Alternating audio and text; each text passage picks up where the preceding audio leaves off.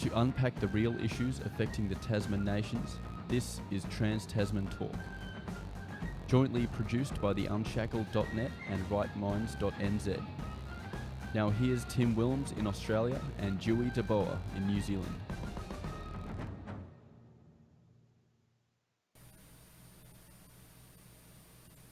Hello and welcome to another week of Trans Tasman Talk. The date is Tuesday, the 29th of October 2019 at 7 p.m. here in Melbourne. And it is 9 p.m. here in Auckland. And we are live on the Unshackled's YouTube channel, so please comment in the live chat, and also you can send us through super chats through the Unshackled main channel. So we will read out your comment on the show, and you'll also help keep this show running along with the rest of the Unshackled. And we're also live on the Right Minds channel as well. Please join us there and subscribe. And hello to everyone just joining in now. It will be good to see you in the chat tonight. Yes. Oh, it's the thing is we don't have a holding music like we do for my Wilmsfront program. So we did have just a blank screen for a little bit. People they don't get the alert right away on YouTube that we're live. So. Exactly, it can be worth just hanging it there for a minute or two. I just see some people popping into the chat, so that's good. We're definitely getting the notifications out. Why don't we start with some? Oh well, I'd still call it news, but not sort of major with long-lasting ramifications. New Zealand got knocked out of the Rugby Union World Cup, which is being held over in Japan, beaten by England. So I think the only thing that you can win over the next 4 years a world championship is netball. But maybe it was. Yeah, there's a few more than that. Tim, we have some shooting sports as well. What's left of them? You know, we have top claybird shooting champions. We also have the top women's weightlifting champ in the world as well. You know, happens to be a man, but we still do hold the record for best women's weightlifting there. And yes, it's very, very, very tragic that New Zealand is now no longer in the running for another consecutive Rugby World Cup title. I've heard that we're all hoping Wales will win now, so that seems to be the team to watch apparently. Or did they not make it either? You're playing Wales in the bronze or third place runoff, so it's England and South Africa. Yeah, that's final. Right. So that's why I heard people say the day after New Zealand lost it, I thought, at least we're going rooting for Wales now, but that's not how it worked out. Yeah. Well, it's a tough one now. Yeah, we can still take satisfaction as Australians that New Zealand didn't win it. There's still all these conspiracy theories because the CEO of Rugby Australia, Raylene Castle, is a Kiwi, and of course she terminated Israel Folau's contract. That's still going before the courts in an unfair dismissal case. So a lot of people think that she's a Kiwi agent because she's still, even because the coaches now quit of the Wallabies, and there's going to be a post-mortem, but she said no, we've made all the right decisions during my time. So I already saw she had already blamed Israel Folau for putting himself before the team and costing them the win. So yes, I'm seeing people in the chat saying we have to root for South Africa now. I was going to say that is the obvious solution here, is where everyone's hoping South Africa will now win, and the bronze needs to go to New Zealand. But I've heard that people here are not so interested in third place apparently. Well, the whites of South Africa, they've got to have something go their way. Yeah, and the item I saw today was a petition to get TVNZ to stream the third place match. Apparently, it was not even going to be streamed by some of the agencies here because it was just a third place match. But they really should be following that. If we're supporting the All Blacks, even third place should be something that we should be cheering them on for. Well, yes, if you can't win the main thing, then that's the thing with the Olympics. It's actually worse to come fourth because then you get nothing. Exactly. Yeah, yeah. So I do think the bronze is worth something. But we will see. We will have to wait and see what ends up. We've got that match coming up before the next show, so we can always revisit this topic then. And just a bit of a summer alert, there was a shark attack on the Whitsundays in the central to north Queensland holidays hotspot. 2 tourists were attacked. One, I think, lost some of their toes. So it's, yeah, shark season is here, but we must not kill the sharks because they're the traditional custodians of the sea, and we're aggressors by going into their territory. That's what we're told. We also had a similar attack here in New Zealand today. Apparently a seal was attacked by a human with a flare gun. We don't have the full reports on if the seal was the aggressor or not, or so, but there are a lot of people very upset that somebody may have used a flare gun in self-defense against a seal. That's obviously a big no-no. Yes, of course it's always not humans' fault, it's white humans' fault. They look a little bit too much like the silvery fish that swim in the ocean. Because there was a police officer in South Australia. He horrifically killed a wombat, but said that because he was Aboriginal, that it was part of his culture. I did see the video of the rock throwing there. Yes, apparently that's a traditional thing to do. Yes, but it sort of made a lot of people's heads explode. It's like animal cruelty, but it's tradition. Yes, that's a tough one. And speaking of having to have people's heads explode, I've got an update on the anti-terrorism bill that the Greens were not supporting last week. I just want to clarify that they are supporting it this week, because apparently now it's been diluted to a sufficient extent where the Greens are happy to swallow that one, because the Labour was threatening to run a deal with the National Party to make it stricter, and then the Greens were like, okay, we'll take the fall on this one here. Nice manoeuvring there by Ardern and the rest. Yes, it's a genius move there. I don't know. It's at this point I don't know whether it's going to be good for anything or whether any of the ISIS members will make it back. Of course, the big al-Baghdadi has been killed earlier this week, and so good riddance to him. And everyone hopefully will have seen the photo of the dog, that probably a German Shepherd, that helped to hunt him down. Have you seen the Babylon Bee article that they've uncovered that this dog sniffed a lot of butts in college? I did see that headline. Yes, that's. At this point, it's hard to tell what's satire and what isn't. That's why the Babylon Bee is so Snopes go after it now, because it's so close to reality. Of course, it's a satire website, but a lot of their articles are actually unintentionally true. And because of that, the founder of the Babylon Bee has actually quit last month. He's actually founded a real news website because he said he could no longer write satire. So he's actually moved on to write real news because he can just write the same thing and it's still legit. I think the most factually accurate article that was put out by the Babylon Bee is that traditional Christian library just has books, no child drag queens. Which is true. It is absolutely true. So I've just come back from the Labour weekend holiday that we had here, which is why I was actually a little bit tuned out of the news, and I missed out initially on some of the fun developments, because we have so Monday is Labour Day.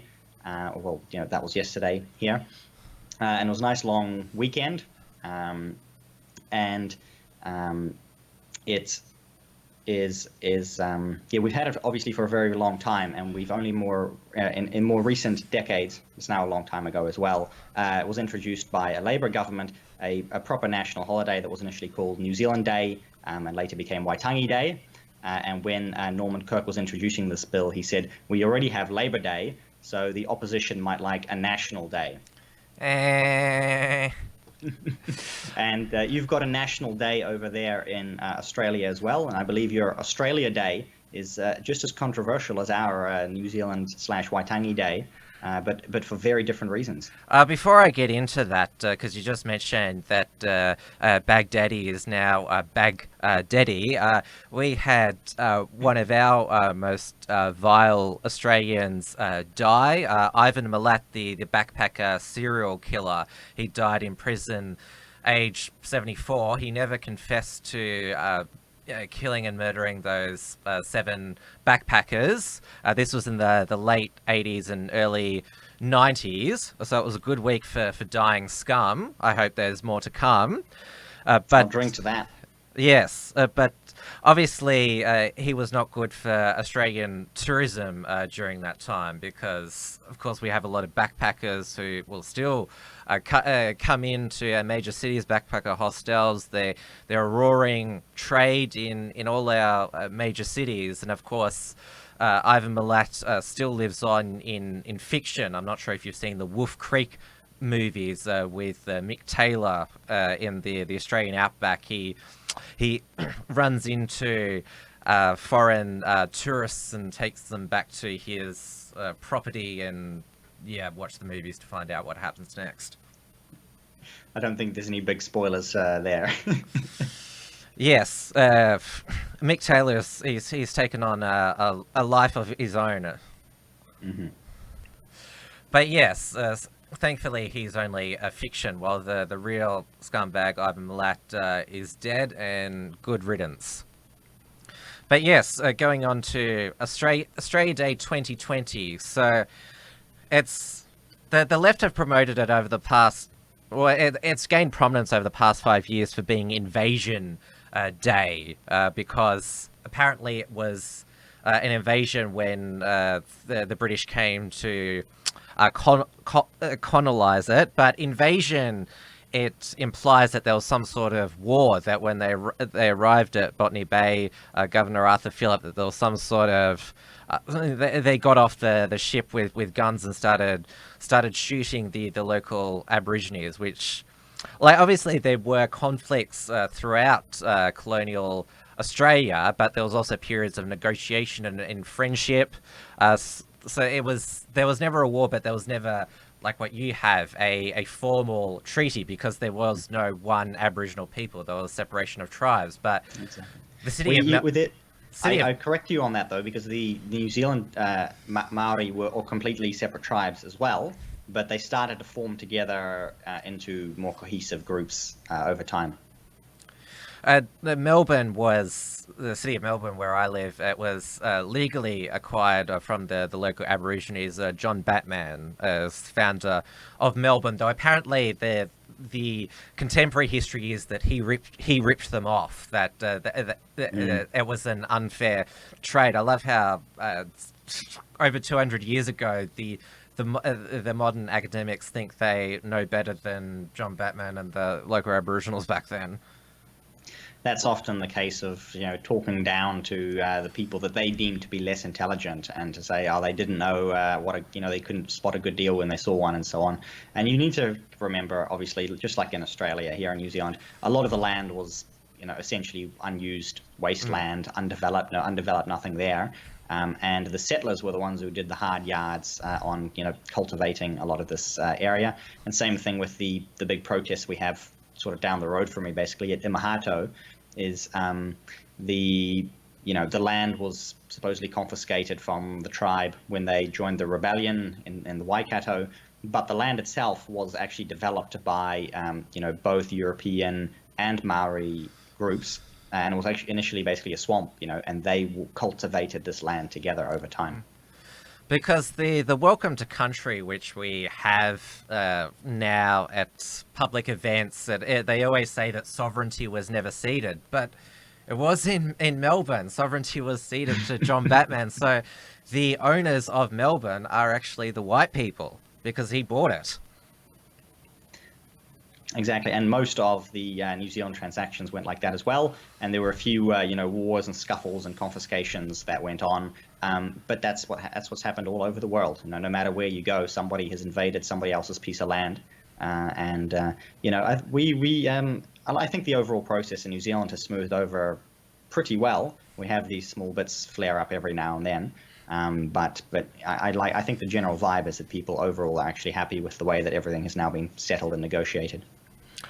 Well, most Australians, like both white and other races, and of course there's more Indigenous Australians these days because of race mixing, and most, as the expression goes, quite Australians just get on with living their lives. It's of course the anointed elders and the academics in the universities who claim that there's this simmering tension between white and black Australia, and are responsible for sowing a lot of the seeds of discontent. And the reason that there's still a lot of poverty and crime in remote Indigenous communities is because they're taught not to be responsible. It's not your fault for acting that way. It's the intergenerational trauma of colonialism.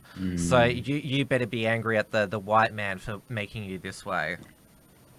And that kind of hatred and simmers and seethes in academia in New Zealand as well, and also in the media. We've got a 7-part series that's just been released by the New Zealand Herald called Land of the Long White Cloud. I think the word white there is the focus, and basically it's an interview series of interviews, a lengthy series of articles and video clips that I believe were produced in conjunction with NZ On Air, which basically means it's taxpayer funded, and is all about getting these basically first year gender studies university students to talk about their white guilt and what they're doing to remove their white guilt. By either talking about it and having these sessions where they sit down and talk about all of the guilt that they have, or they go around plastering, posters up on wherever they plaster these posters now, I suppose, on power poles and on walls around the campus, and trying to support the Indigenous people in their protests and so on, and it just boggles my mind how bizarre this is, that they're like, you didn't do this, your parents didn't do, your parents weren't involved here, your grandparents weren't involved, at best your great grandparents were maybe the original settlers who came here, who may have had some altercations with local Maori, and they're sitting here 19 years old in university, trying to find a way to, get rid of all of this guilt that they have for things that they've never done. Aren't we always told that nepotism and people inheriting things is... The left used to teach us that was bad, that you shouldn't be entitled to something that you didn't earn. But both those young people of Aboriginal descent today and young people of European descent like us... we both were born in the same land. We never experienced any of this that happened even 50, 100, 200 years ago. So why, just because one Australian or New Zealander happens to be born a different race, why do they have more of a claim, even though they're both born at the same time? And even in New Zealand, we have nearly 30% of people here, like myself, were born overseas. And so, if a third of the country is supposed to feel guilty for things that happened in the country when they weren't there, that's setting up a very tall order that will never be fulfilled. And so the media and academia and, these poor social justice warriors are trying to make this a thing, but it's not going to be a thing. What's happened with our Invasion Day protests? It's interesting that the big ones, they happen in the inner cities. The biggest one, of course, is in Melbourne. The Alice Springs, which is probably the most well-known Aboriginal populated town in Australia, they don't have Invasion Day protests, which is interesting to note. But it's gone from now change the date to abolish the date because Australia is so bad and evil that we don't even deserve to have a day to celebrate Australia. And of course, then there are the radical Marxists and Trotskyists and anarchists who say abolish Australia. So it's gone from change the date, abolish Australia Day, to abolish Australia, that our nation is so broken it just shouldn't exist. And what can these councils, because some of these radical Trotskyists, they do control some of your local areas, I'm sure, some of the states perhaps even. What can they actually do to get rid of Australia Day, or what is their plan? Well, local councils in Australia, they conduct citizenship ceremonies for new Australians, and the most popular date for people to become new Australians is, of course, Australia Day. But the federal government grants local governments the power to conduct these citizenship ceremonies because, of course, only the Australian government has the authority to make you an Australian citizen. And so there were 3 local councils in Melbourne: Yarra Council, Moreland and Darebin. They all decided to not have to remove their Australia Day celebrations for that day, and 2 of them, Darebin and Yarra, they got their power to hold citizenship ceremonies on that day stripped.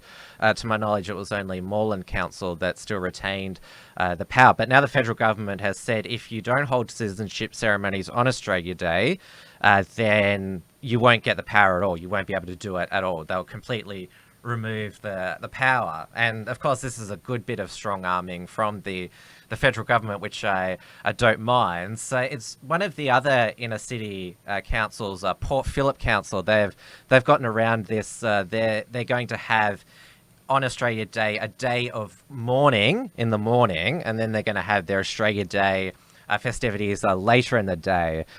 This was overseen by, or this decision was assisted by the local mayor there, Dick Gross. I'll just pop his picture up on the screen. That's who's governing Port Phillip, which takes in St Kilda Beach. You'll remember that St Kilda Beach was one of the local crime hotspots last summer. They've got the African gangs. Was that yes, what St Kilda Beach, right? Yes, and they've also got a permanent outside alcohol ban in the Port Phillip area now, which is another thing to. I'm sure there are. The street is littered with empty beer bottles now.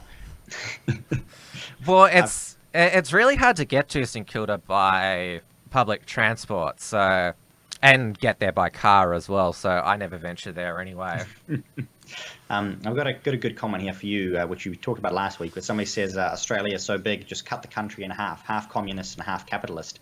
I believe you've referred to the Western secessionist movement in Australia in the past.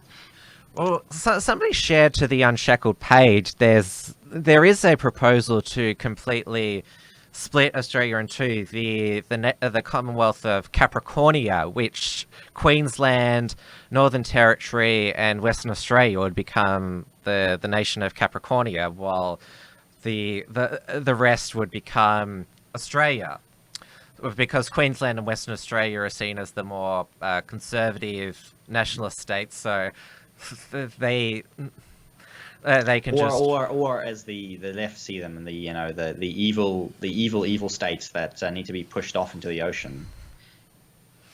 Yes, they wanted to cut Queensland off from Australia at after the last federal election, because all those seats are swung to the coalition, because they wanted mining jobs in central Queensland. The local left in Melbourne this week, they're blockading a mining conference which is taking place at the Melbourne Exhibition and Convention Centre. There are around about 40 arrests today because they're not being as extreme this time as Rebellion Week. Like, there's no supergluing, but they are blocking the entrance to the conference, which is a scale back from them. They're not supergluing themselves to the road, but you still can't block people entering a building which they have a ticket to go and attend something. So police pushed them back today. And it was interesting, a few of them kicked police horses and so arrested for animal cruelty. I thought that they wanted to, they didn't like the mistreatment of animals, these But these Marxists. are right-wing animals. Well, it's animals and animals. Would they kick a Melbourne Cup horse? I don't think so. No, but those are oppressed. You know, the Melbourne Cup horses are victims, and the police horses are willing. They're willing accomplices in the subjugation of the protesters. Yes, evil right-wing horses and dogs this week. They're traitors to the animal kingdom. Absolutely, they are. Oh yes, I'm sure. Oh, and sniffer dogs at music festivals. I forgot them. They're evil animal traitors as well. Yeah. And at the airports, the drug dogs.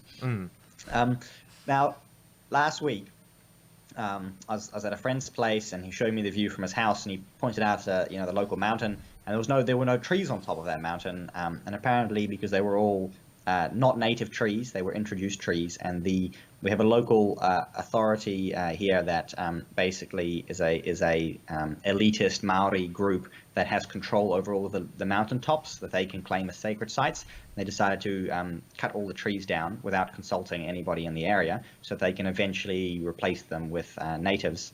Now, and we've had a mountaintop in the city closed as well, Mount Eden. No more cars are allowed on the mountain. Now, apparently, I've been hearing that Australia has been having a similar problem with your little mountains and rocks being, closed to the public.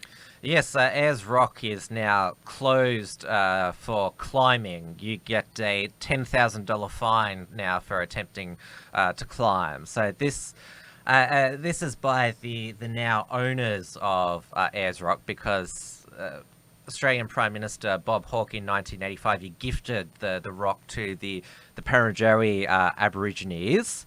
And so now they have brought this climbing ban in, because apparently it's an area of spiritual, cultural significance. So it's insensitive to climb it. But it's basically, it seems to be another case that this recreational activity, it's banned basically so that they can tell the whites off, because there's been a huge last minute clamour to climb the rock before it's banned forever, and everyone's been noticing that they're all white people, these insensitive white privileged people who are climbing the rock. How dare they?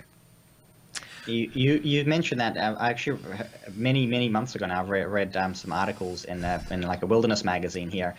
Why only Europeans are basically climbing mountains and doing walks, and it's quite an interesting thing. It's due to cultural differences actually. It's mostly European people who do all of this mountain climbing and mountaineering, and it's starting to be picked up by other groups as well. But that's actually the reason why you see, they seem to have accurately picked out that it's generally white people, because it's actually a very strong cultural thing to go out there and climb things. What did you and I used to do as children? We like to climb trees and have make like a makeshift cubby house in the local tree. I mean, it's natural or at least for people that we grew up with, to want to climb things. Mm-hmm. Yes, but they're banning climbing things too. By the way, I don't know if if you've seen any preschools or schools lately, but climbing trees is too dangerous. Now, this apparently it's a sacred site now, but one of the traditional custodians of Ayers Rock, Paddy Uluru, said that if people are stupid enough to climb the rock, they should be able to do it. And the reason why he said stupid enough, because it is a physically demanding climb. It's not just you walk up there and you can jump around. It's really draining, because Pauline Hanson, the One Nation Party leader, she climbed the rock. She had a current affair, one of our local tabloid shows following her, and Pauline Hanson's in her mid-60s now, and so she really struggled, and there's chain now to keep you safe. And one of the local patriots, Neil Erickson, he also went up to Ayers Rock to climb it one last time. So did our senior producer Morgan Ronroe, and yeah, it's not for the faint-hearted. It's a challenge.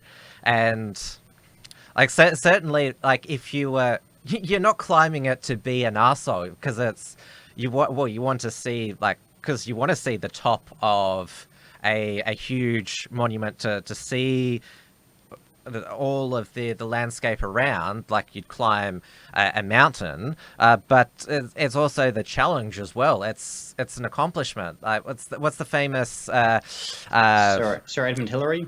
Is that where we're going? No, I was talking about the bungee drop in New Zealand. What's the famous one there? We do I know we do a Sky Tower one and a Harbour Bridge one here in Auckland. Are those the ones you're thinking of, or are you thinking of a steep rock? No, there's a famous bungee jump where you jump off and it's water underneath. A lot of Australians do it when they go over to New Zealand. Auckland? Like, no, not in Auckland. No, it's somewhere else in New Zealand. You don't know? I actually have not heard of any other ones. If anybody in the chat comes up with it in the next 2 minutes, I will let you know. Skipper's Canyon? Maybe, yes. That's yes. Someone else was saying we have many. Okay.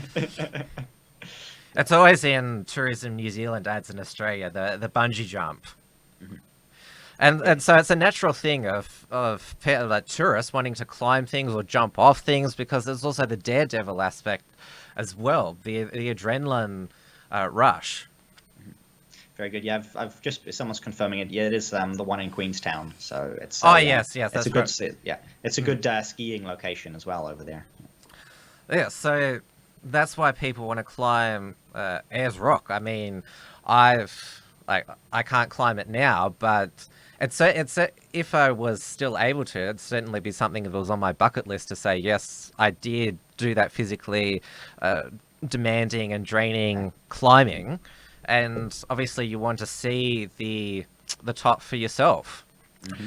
But yes, yeah, like I said, it's just another by the new Aboriginal elders and academics to say that because it's something that white people enjoy, which is part of the Australian landscape, that no, it's you have to feel shame about it, because there's been signs up there for years saying, "Oh, do not climb this, otherwise you're being insensitive."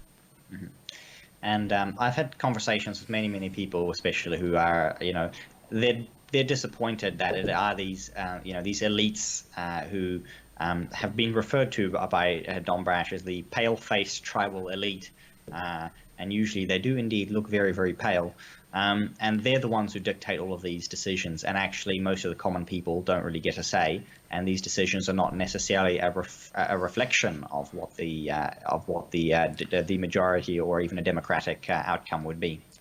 Well, you can say that, but I'm an Australian, so I can't comment on what you've just said. But a lot of people have made the point that how come, like, basically there's a nation within a nation now, that Ayers Rock, it's basically a separate nation now, where the owners of that can dictate the policies of that, where Ayers Rock, it wasn't built by anybody, because the argument is, you wouldn't climb a war memorial or a church or you actually can climb the Sydney Harbour Bridge. That's the thing, but it's a natural formation. Churches often are built to be climbed as well. I've climbed many churches. The comment I was making before was in relation to similar events like this in New Zealand. I obviously can't comment about the Australian situation either. But there is an argument here to be made from private property to say, well, if the government handed it to this tribe and they are now the holders of this, and it's now their private property, then they can do with it what they like. But of course the question is, or is it their private property? Is it still falling under a national park, and they have some kind of symbolic ownership and some kind of symbolic decision making over it?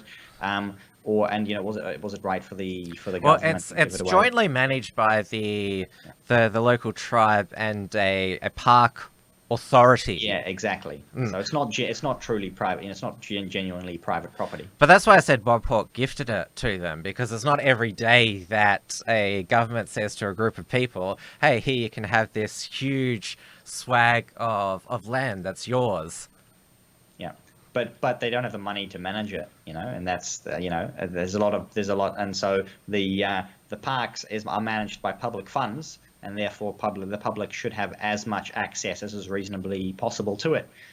Same thing with the New Zealand national parks. I like to walk in those. You've got the official trails, but you actually have the right to go off the trail and to walk wherever you like in the national parks here. I suppose it's similar in Australia generally, if people who are into hiking and tramping would know that. As long as you're respectful and you leave the area as you found it, then that's perfectly acceptable. That's what I was talking about before, that are we all part of Australia? Are we all Australians, or is there separate classes? And that's what you inevitably end up with if you go down this road. And that's what we are doing in both of our nations to an extent. And we'll see if there's going to be sufficient pushback against that, because I do think it would be a real shame to see, essentially internally an erosion of sovereignty where these small groups of bureaucrats or tribal elders who are not really that accountable to very many people can make decisions for the rest of us, and they're still getting our money. They're still getting public funds to maintain all of these areas. I want to talk now briefly about Professor Marsha Langton AM. She is an academic at Melbourne University, oversees various indigenous studies. She said that the final climbers on Ayers Rock, they'll be cursed. Now, she actually wasn't... obviously, when you hear the word like Aboriginal academic based in the city, a lot of people have already made up their minds. But she actually made some good statements in the past. Like, she talked about she reserved most of her criticisms for the Greens, and basically said their policy of preserving the remote indigenous communities the way they are. They basically want the people in them to be poor and drunk forever. That's the word she used. And she also criticised the Greens for co-opting the native title movement so they could block local mining developments, which a lot of elder custodians, they actually want mining developments because they want to get the royalties. But of course the Greens and the other lefts, they try to co-opt, and their anti-development position, they say, oh, it's not just based on our environmental beliefs. It's, look, you're being offensive to the First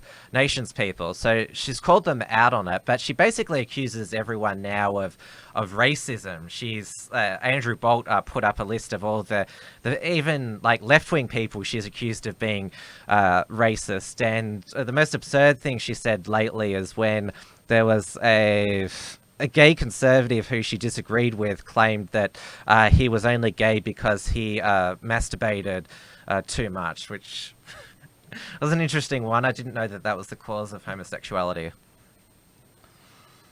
I'm sure you can say anything you like if you rank high enough up the scale of special people.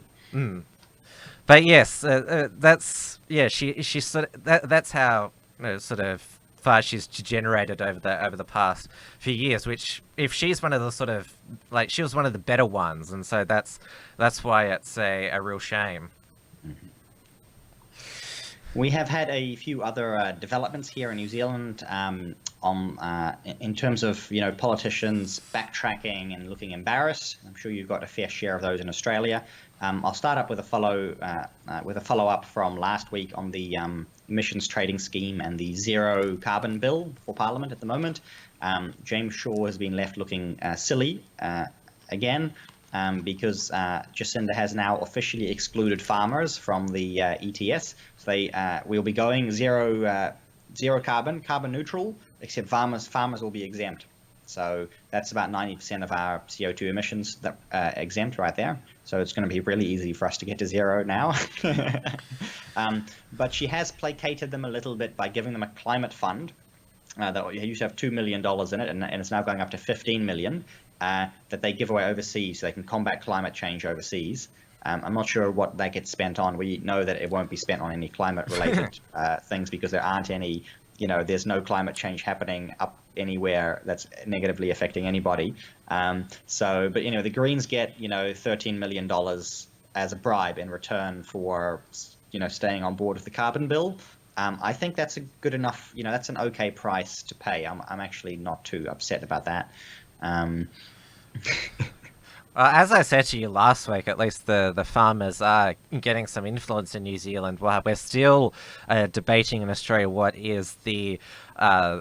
should be the federal government and state government's response to the drought. And it's good to see that some farmers have banded together now to sue the Murray-Darling Basin Authority, which has been flushing out the water to sea in the environmental flows, which the Liberal and National parties have been complicit in upholding. And the National Farmers Federation has basically put up the white flag and said, oh, we've got to try and assist farmers leaving the land. And there's been an exodus from the farmlands in Australia for the past 25 years, and you sort of think, well, what's going to be left?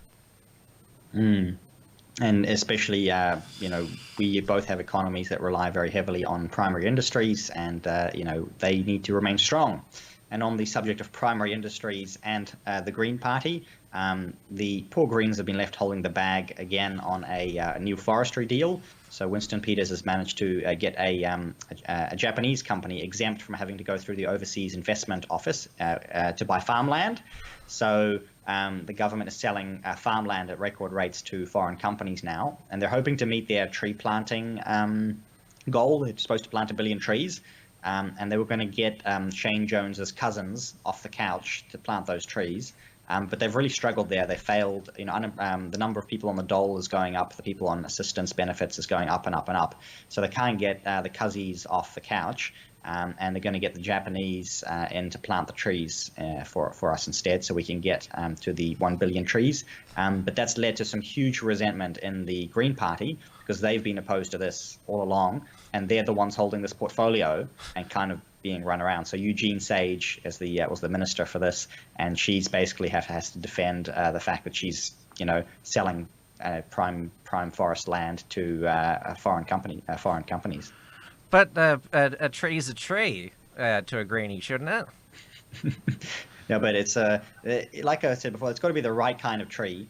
And I think there's as long as it's a native, and ideally it's got to be planted by a native as well, and then you've got the best kind of tree to be the most environmentally friendly that it can be. Well, and that's how it works. It's science. There's a consensus behind this. The latest demand of the climate lobby in Australia is that that not only should we reach our own emissions target, but when deciding to approve new coal projects, we should consider overseas nations their emissions as well, because it used to be that if we're shipping the coal overseas, then it's not our emissions. But no, that's got to be exactly. That loophole's got to be cracked down on now. Yeah, but they can't do that, else the clean green countries like Norway and so on will become, some of the largest CO2 emitters in the world, and that would just be terrible. Now we're both going. The Greens will never sign up on that. It's not gonna happen. We're both going through fresh rounds of national security legislations. Of course, in New Zealand, it all stems from the Christchurch mosque massacre back in March. You call them the Tarrant bills. There's a gun one, and then there's an internet censorship one. Yes, we have the second gun bill that basically aims to bring us even more in line with Australia. It's going to make our firearms legislation line up with the UN. So there's this non-binding United Nations treaty that we signed 20 or 30 years ago. That is now suddenly, our legislation is being changed to bring us into line with that legislation that they keep saying won't affect our sovereignty at all and won't affect the way that things happen in this country. They're obviously lying when they say that, because the facts bear it out time and time again. They will change the legislation to line up with the United Nations treaties. There's supposed to be a gun register brought in. They're going to bring the licensing period down from 10 years to 5 years. They're giving broad powers to the police to exclude anyone to say that they're not fit and proper to own a firearm if they, show a tendency to or exhibit signs of anything from hate to extremism, these lovely vague terms that can be used to disqualify people from firearms ownership. But they've been holding some of these hearings now, and they've slowed this bill down a little bit, and the emotions have worn off a little bit. And there were some great moments in the hearing last week where the police association spokesman was grilled quite heavily by the committee. He was called out for using hyperbolic language, for saying that guns are on the streets and we're being harassed by these firearms owners, and the gun lobby is getting overseas funds, and the gun lobby is so powerful, which is not true in New Zealand. We have a very small grassroots gun lobby, if we may call them that, and the police association was called out for that in front of Parliament. There was a group that's been formed post March called Gun Control NZ, and there's a lot of Australian influence on these committees, by the way. Yes, because Gun Control Australia is probably as the name suggests, the nation's preeminent gun control group, and they've been called out over the years, telling some whoppers, Gun Control Australia, about the availability and licensing of firearms in Australia. And it was just quite funny to have them called out when they were put behind the microphone and MPs were asking them questions. The lady there basically completely had melted. Well, she didn't have a meltdown, but she was on the verge of having a meltdown. Being questioned about her stats, she basically said, we need to reduce the licensing period to every 3 years, and we need to have tougher controls on people under the age of 30 because then they're vulnerable. We need to ban children under the age of 12 from even touching a firearm, and we need to check up on people over the age of 50 because they might get dementia or whatever. They might suffer from some kind of disease. And also there aren't very many women in firearms ownership. So basically and also there aren't very many minorities in firearms ownership as well, something like that. So basically, if you're young, if you're old, if you're a woman, if you're married, finding all of the different groups to insult at the same time, and she was torn to shreds by the select committee, which doesn't happen very often. They haven't lobbied yet that you have to have had sex to get a firearm licenses, because you don't want virgin incels having firearms. That's right. Yeah. Well, she didn't quite say that, but I think she was very close to that because she wanted to push that up. Over 30. She thought maybe that'll give them some more time. But that's where it will go next. That's where it will go next. And one of the very telling moments was actually at the end of the that's committee session. They had the I think the Federation of Islamic Association of New Zealand on. And the spokesman there, or the two guys, and they were actually quite good. They were obviously saying they were happy to see all of this gun control and so on, and they had been negatively impacted. But they have said they've been running their own investigation and inquiries, and they believe that they have evidence that will be revealed in the coming months that the police actually did not vet Brendan Tarrant properly, and that he should never have been given a license to begin with. So there are. If something like that comes up with real evidence, I think that will sink any further gun legislation that tries to come out, because that will put the blame fairly on the police, and that this was not a failure of our law, this was a failure of the implementation from the police, and I think that will really change the dynamic here. And it's interesting, at least it's comforting to see that even the Islamic Association is happy to pursue that angle, to say, hey, look, we need to look at the processes that failed, specifically what the police were doing. And I would hope those Islamic groups would realize that, well, obviously they're quite concerned about security at mosques. What's the best way to have security at a mosque? And that's what I would hope for as well, but that's not been the case. But that would be a strong case to say, hey, look, we do need more firearms ownership. We should have some kind of concealed carry licensing, but that's not any movement anywhere in New Zealand. I'm one of the few people who advocates for that. But that's the best way to defend a mosque or a church or a synagogue, is if you have somebody with a gun on the inside. Nobody's going to be shooting that place up. Now, in Australia, we've been going through another round of national security law proposals. Now, they want to...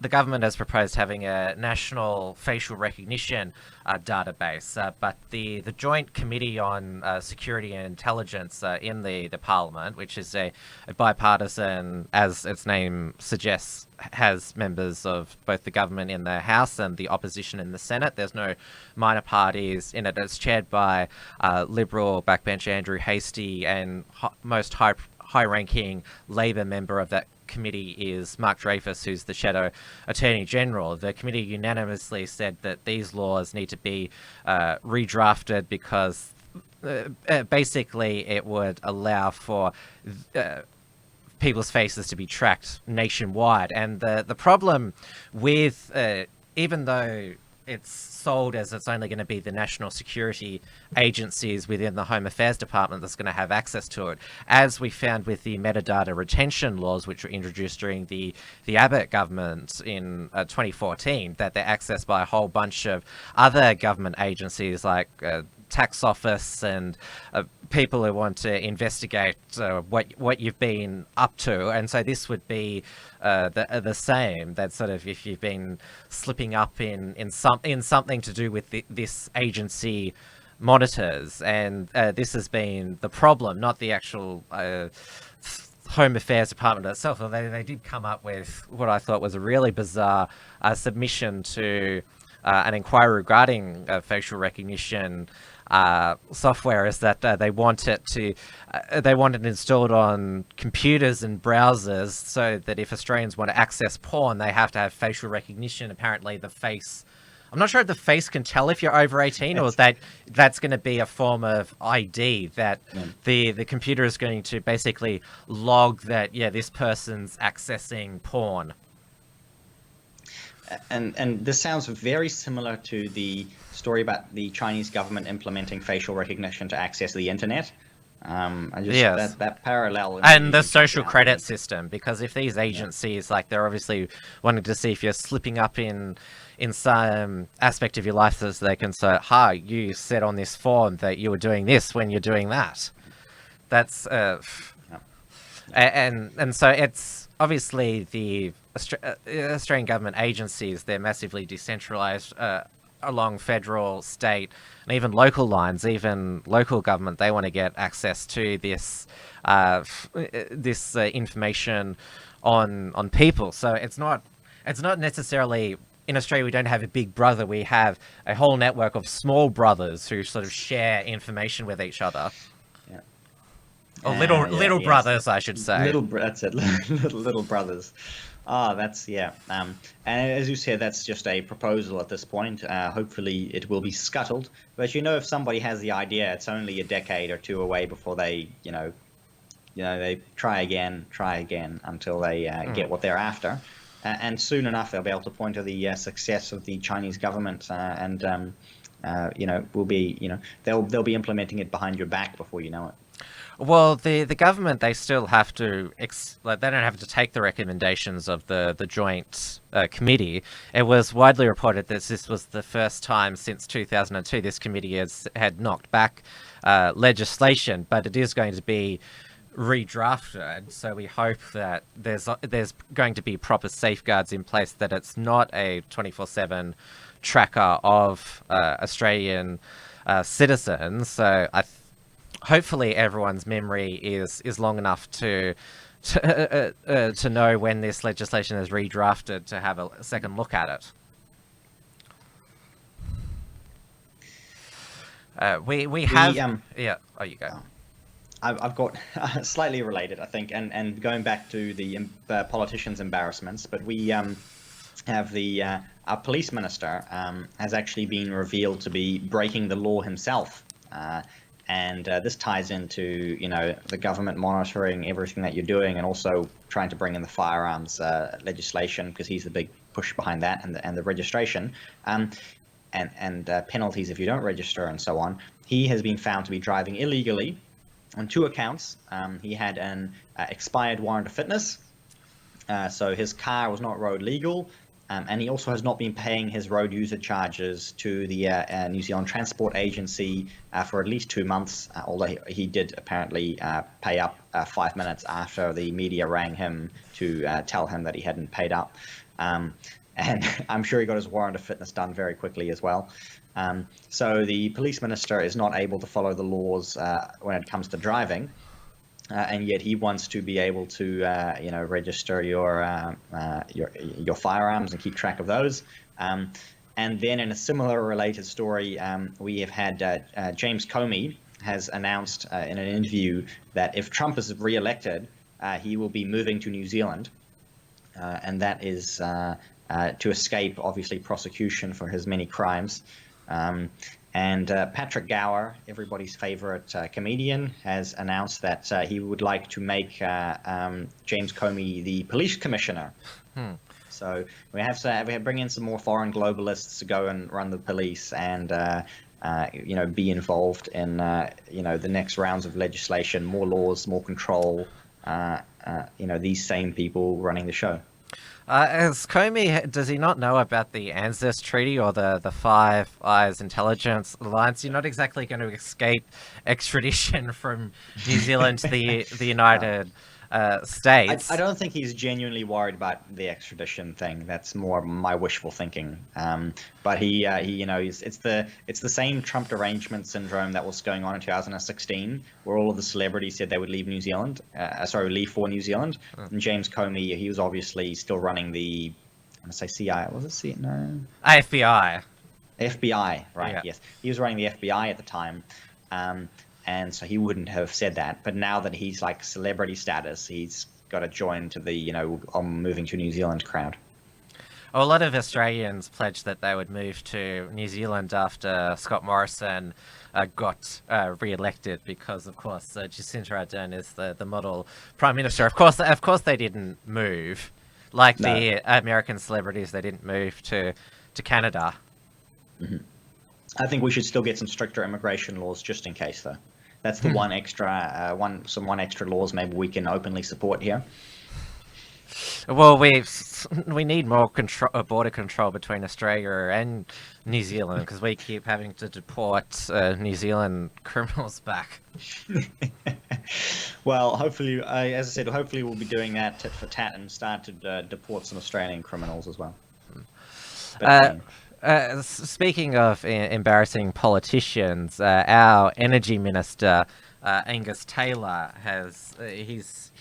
he's found himself a quite red face this week, because back in September his office sent to the Daily Telegraph, which is Sydney's Murdoch paper, the 2017-18 City of Sydney annual report, because the Lord Mayor there, Clover Moore, who everyone hates because she's climate crusader and she wastes all of this money on green things and art things, a lot of waste of ratepayers' money. Apparently, the City of Sydney had spent $14.2 million on domestic travel and $1.7 million on international travel. And so Angus Taylor sent this to the Daily Telegraph, that this was the City of Sydney annual report, and the Daily Telegraph published it. He sent a letter to Clover Moore asking her to explain this absurd number, and the Daily Telegraph asked her explain, and she said this was wrong, but it was published anyway in the Daily Telegraph. The Guardian last week revealed, Guardian Australia, that this report, which it had been on the City of Sydney website since November 2018, because it was 2017-18 annual report, the metadata showed that those figures that were in the Daily Telegraph report given to Angus Taylor were never in that report and had been doctored across the line. So this is the original version. So the actual interstate visits was 4,200, and overseas was 1,700. But if you look at the doctored one there, it says 14.2. It doesn't say 14.2 million here. It says 14.2 and then 1.7. Like, it looks really weird. So how do you conclude from that it means million? And so Angus Taylor has said in Parliament last week that it was his office downloaded it from the City of Sydney website, which never had this altered version. He says that he didn't alter it, and he's apologised, Clover Moore, for handing false information to the Daily Telegraph. But the question is, who done it? And in this situation, they normally throw low-level staffer under the bus to take responsibility for it. That's what happened when Michaela Cash's office was revealed to have tipped off the media about a raid on a union office. One of her staffers confessed to that, and he quit. But yes, it's the fact that it was believed this absurd amount, and how did this happen? Like, given that it was publicly available all this time, how was this allowed to be circulated and reported? And the Federal Labor Party, they've vowed to call in the New South Wales Police because it's against the law to alter a government document, which of course nothing's going to happen. But of course Angus Taylor looks stupid for basically passing this on. Yeah, and the metadata, if I understand that correctly, was the metadata didn't necessarily point to any tampering, right? So no, that November likely. Yeah, November 2018. That was the original report, and Angus Taylor, he's already been in the public firing line because there was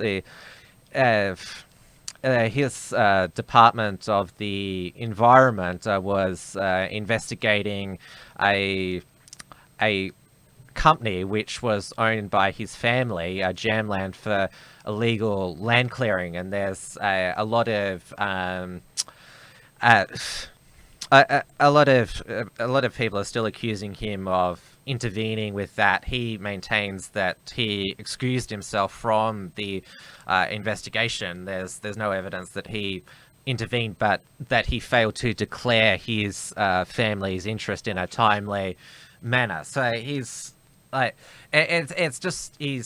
he's done a few sloppy things, Angus Taylor. What party was he from again? He's from the Liberal Party. He's from rural New South Wales. He's no dunce though. He was a Rhodes Scholar, but because he is he's a conservative Liberal MP. Of course, he's a high profile. More scrutiny. Yes, but it's just he's just done these stupid things. That's.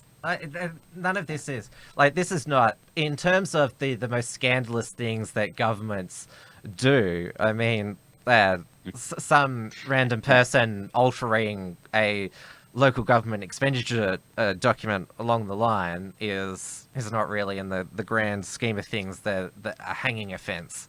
Mm-hmm. And at the media, we wouldn't double check a public document before running with it. That's par for the course, though. Yeah, it was public. You could just Google it. Yeah, exactly. Bizarre.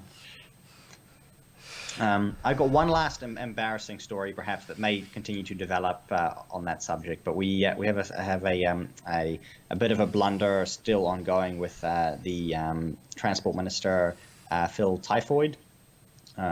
Typhoid. Call him Typhoid. Or typhus. Yeah. He has earned that nickname over time. But they were supposed to build light rail from the airport to the city centre here in Auckland. And They were supposed to lay the first tracks, in the first term, and they haven't even got a document. They haven't even got a proposal going. Now, apparently somebody sent them a proposal, and he was saying that it was unsolicited.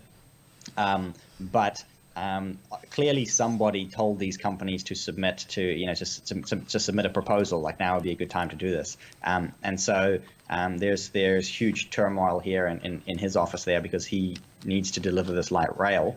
But thankfully, I think it's not going to happen, because it would be a really bad thing if it did happen. So it's all of these Labour policies where they're failing, and I'm really happy that they're failing. Like, I think they're doing a really good job in failing in a lot of the right areas. But yeah, it makes me wonder if if in the next couple of days we'll see somebody thrown under the bus for accidentally requesting a proposal there where they should not have. Well, nobody's saying that about Sydney's light rail, which was initiated by the Liberal National State Government. It's been over budget, it's been over time. The contractor is suing the state government, and George Street, which is a major street in Sydney, which is going along, heaps of small businesses have been ruined. It's been a complete schmozzle, and so yes, that you don't want them to build the light rail, because just look at what happened in Sydney.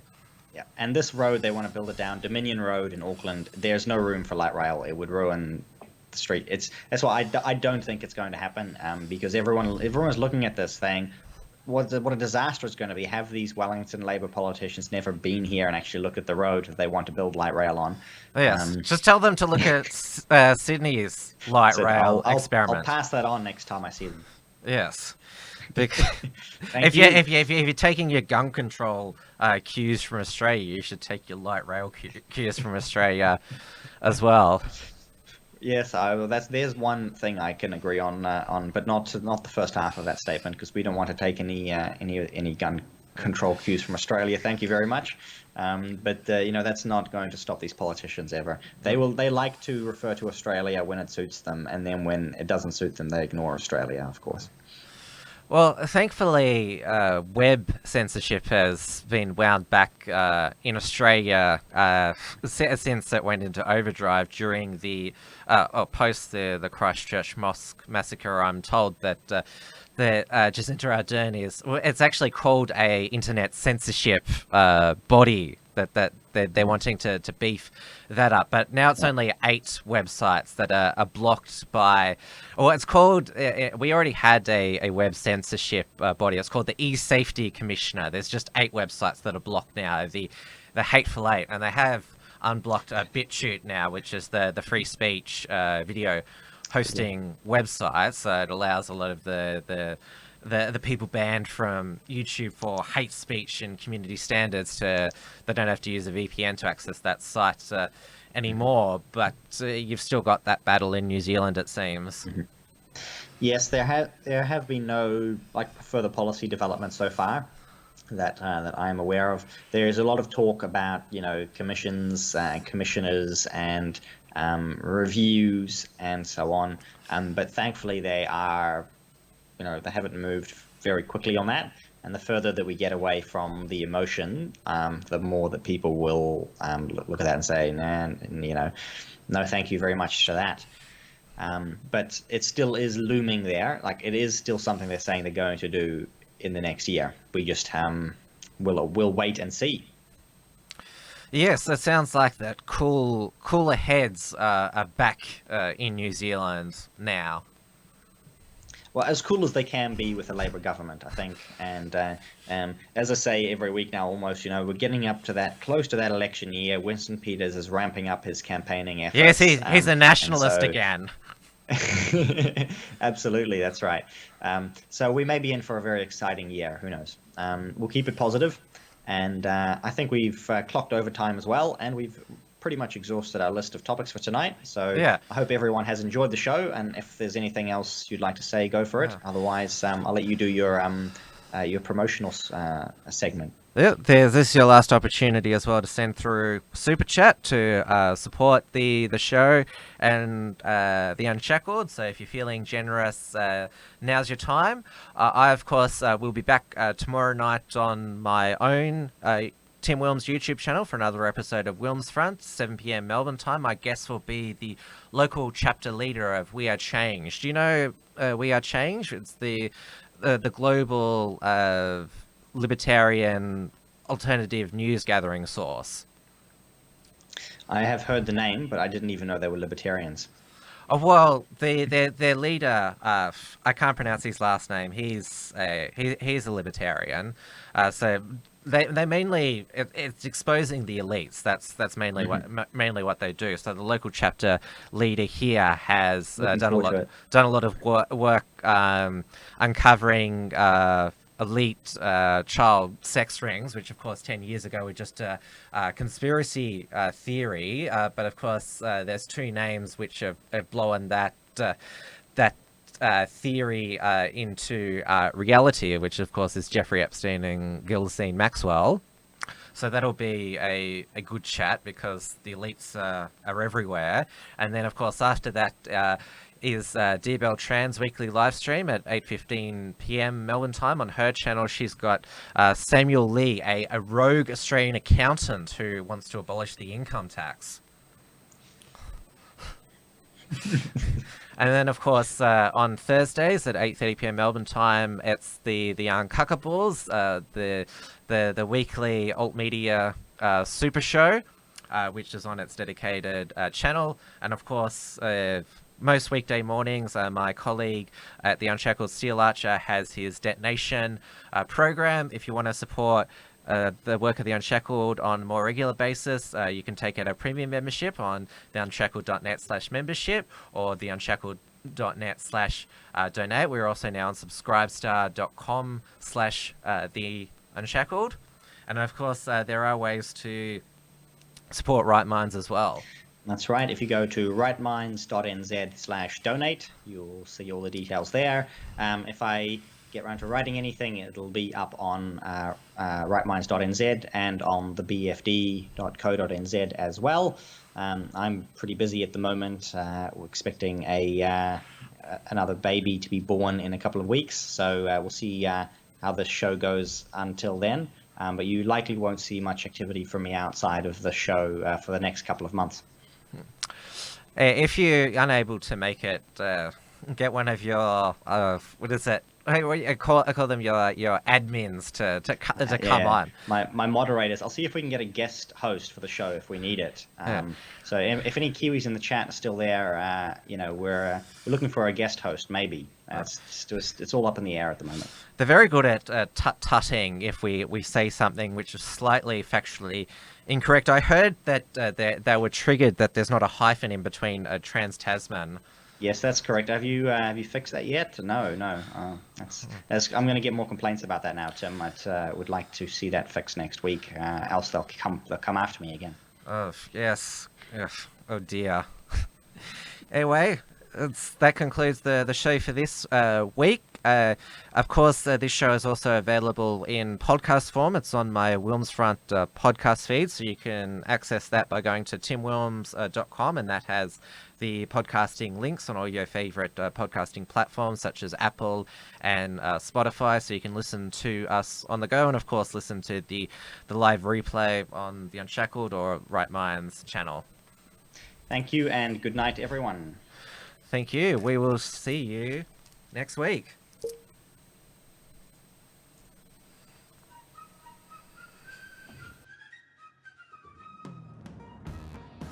Thanks for tuning in to this week's edition of Trans Tasman Talk. To keep up with the latest real news and analysis from the Tasman nations, visit theunshackled.net and rightminds.nz.